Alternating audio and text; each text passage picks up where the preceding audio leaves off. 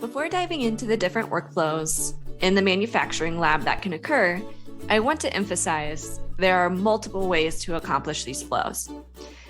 My life partner is an operations manager for a well-known brand here in Colorado, and I personally have a huge passion for solventless hash. So with that being said, I have seen labs accomplish these flows in different ways, and I've also received pushback on the interpretation of the regulatory requirements with workflows in progress, or WIPs. To clarify, I interpret nearly every Metrc state requires that you report the change of form within 24 hours of the product change.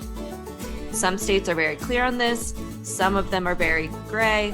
However, as a rule of thumb, that is pretty consistent in all Metrc states. Here are two use cases to consider with extracting trim into concentrate. So first, let's say I have 3 pounds of trim and I'm going to extract into hash and then refine into distillate. In this first example, if we process the trim into distillate within 24 hours, we are not required by a regulatory standpoint to report the intermediate phase of the hash, or sometimes referred to as crude oil with distillate processing. Please note, I personally do recommend that you always report this intermediate step to help with data reporting and auditing of the license.